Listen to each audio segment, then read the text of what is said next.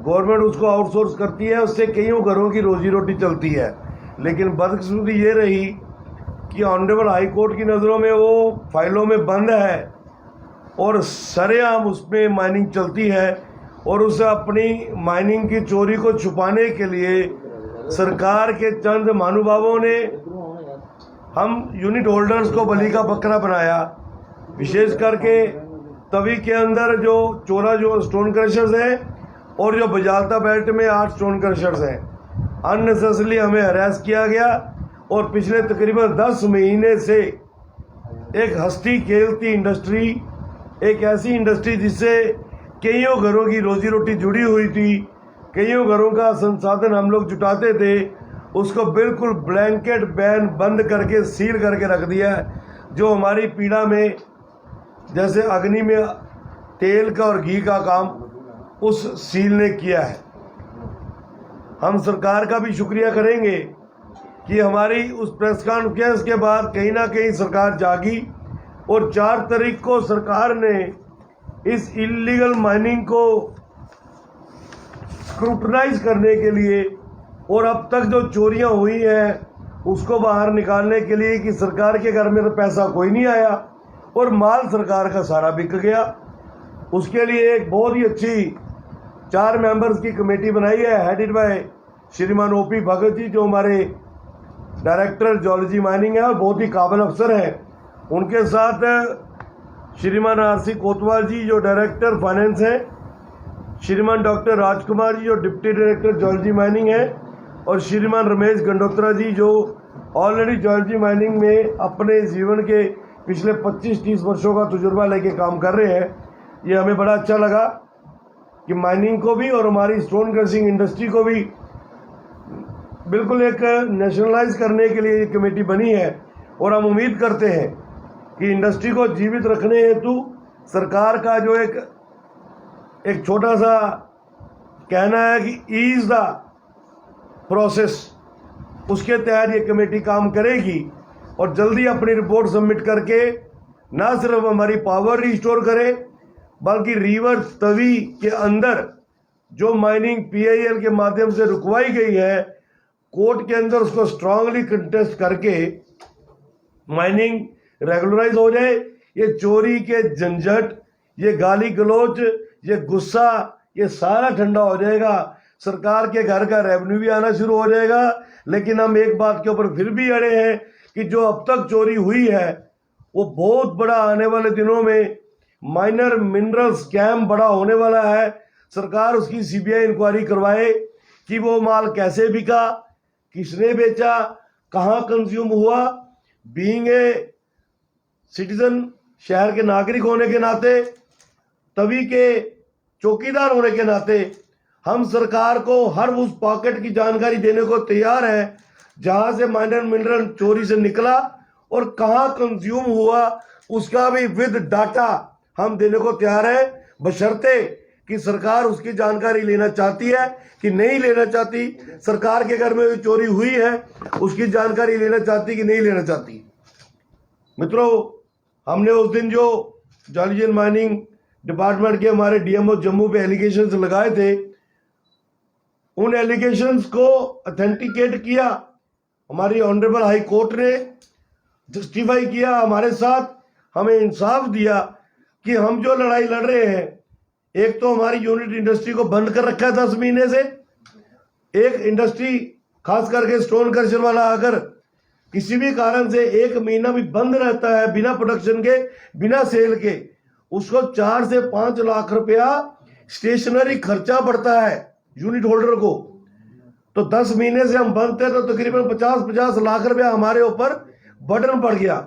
उसके ऊपर हमारे श्रीमान अंकुर सचदेवा जी ने पहले फरवरी में एक फटका दिया जो नाजायज था, अभी उसका हम दुखड़ा सरकार के आगे और ऑनरेबल कोर्ट में रो रहे थे और उसको सेटिस्फाई करने का प्रयास कर रहे थे। तो 27 अप्रैल को एक फटका और दे दिया, किसी को 90 लाख, किसी को 75 लाख, किसी को 1 करोड़, किसी को 1.25 करोड़, जो हमारे आपे से बाहर था, जिसके कारण हम 3 तारीख को हम अपना आपा भी खो बैठे और गुस्से में आकर बहुत कुछ हमें बोलना भी पड़ गया अपनी डिफेंस में, लेकिन कहीं पर भी वो किसी को हर्ट करने के लिए नहीं था। जिनके लिए भी वो बात कही गई उनको सिर्फ एहसास होना चाहिए था कि आपने किसी को कितना सताया होगा कि वो परिवार इतने दुखी हो गए होंगे कि उनको आपके खिलाफ सड़कों पे उतरना पड़ा। तो हम आपके माध्यम से ऑनरेबल हाई कोर्ट का आभार व्यक्त करते हैं जिन्होंने इस सिख होती इंडस्ट्री को फिर से जीवित किया है और उस पूरी प्रोसेस को स्टे कर दिया है।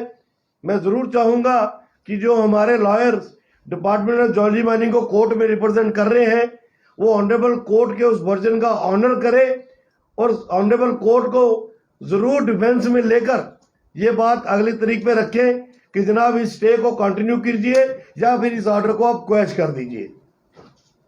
मित्रों, इस माइनिंग के दौरान, इलीगल माइनिंग के दौरान हमने आपसे कहा था कि डीएमओ साहिबान कुछ भी अकेले नहीं कर रहे हैं, उसके पीछे बहुत बड़ी कोई ताकत है।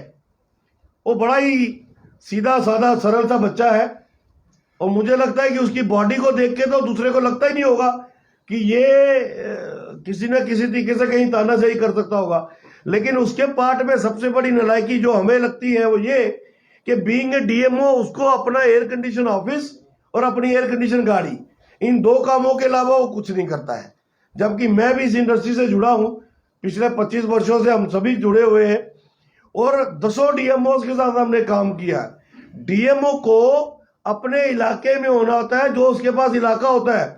दिन रात की रखवाली उस प्रोडक्ट की करनी पड़ती है, माइनर मिनरल की, जिसके लिए उसको माइनिंग अफसर लगाया होता है। लेकिन हमें अफसोस लगता है कि हमारे डीएमओ भाई साहब अधिकतर समय अपना मोबाइल पे या अपने एयर कंडीशन ऑफिस पे या गाड़ी में लगाते हैं। हाँ, उनकी सहायता उनके दो सहायक बड़े अच्छे तरीके से करते हैं। जैसे मैंने आपको पिछली बार बताया था, श्रीमान भारत भूषण जी जो सेक्शन अफसर हैं और श्रीमान भानु प्रताप जी जो उनके गाड़ी का जो उनकी गाड़ी चलाते हैं, इन्होंने एरिया बांटा हुआ है। भानु प्रताप जी जो अखनूर एरिया से गुराई करते हैं, उसका एक सबूत हमारे हाथ आया है कि स्टोन क्रशर वाले से जबरदस्ती पैसा जब लेते हैं तो कैसे लेते हैं। हमारे किसी एक यूनिट होल्डर को एक बार उन्होंने इतना तंग किया कि मुझे आज ही पैसा चाहिए। उन्होंने कहा मेरा काम नहीं चल रहा, अभी पैसे नहीं है। उन्होंने बोला कुछ भी करके मेरे खाते में डालो। सरकारी कर्मचारी के खाते में जब कोई पैसे डालता है तो मित्रों आपसे कुछ छुपा नहीं है। ये देखिए भानु प्रताप सिंह के अकाउंट की स्टेटमेंट, 25,000 रुपया एक यूनिट होल्डर को उसके अकाउंट में डालना पड़ा। कोई खुशी से किसी के खाते में पैसे ऐसे नहीं डालता, और वो भी कर्मचारी। रैंक देखो उसका क्या है, ड्राइवर, डीएमओ का ड्राइवर। वो कहीं कमिश्नर सेक्रेटरी का ड्राइवर होता था, हमें लगता था कि भैया अप्रोच वाला आदमी है। एक डीएमओ का ड्राइवर क्रशर वाले से अपने खाते में पैसे मंगवा रहा है। अब आप इसको कैसे गवर्नमेंट तक पहुंचाते हैं, क्योंकि आईना आपने दिखाना होता है, वो आपका काम है। हम शुक्रगुजार हैं डायरेक्टर ज्योलॉजी माइनिंग के कि हमारी प्रेस कॉन्फ्रेंस के बाद उन्होंने ये जो सरगना एक गैंग चला हुआ है अंडर द बेल्ट ऑफ हमारे डीएमओ श्रीमान अंकुर सचदेवा जी, भारत भूषण जो सेक्शन अफसर है, जो बजालता के अंदर तूते दिखुई, हमारे फ्लाई मंडाल में जितना भी एरिया है, जो भी पॉइंट्स है यहाँ से गाड़ियां निकलती हैं, वहां से उगाई करता था, आरएसपुरा से उगाई करता था। उसको इन्होंने इमीडिएटली जो है 5 तारीख को अटैच कर दिया विद स्ट्रिक्ट इंस्ट्रक्शंस कि वो फील्ड में कहीं नहीं जाएगा और डायरेक्टर ऑफिस में बैठ के डायरेक्टर के दिशा अनुसार काम करेगा। तो ये हमारे इशू को हाईलाइट करने के बाद कुछ बातें सामने आई हैं।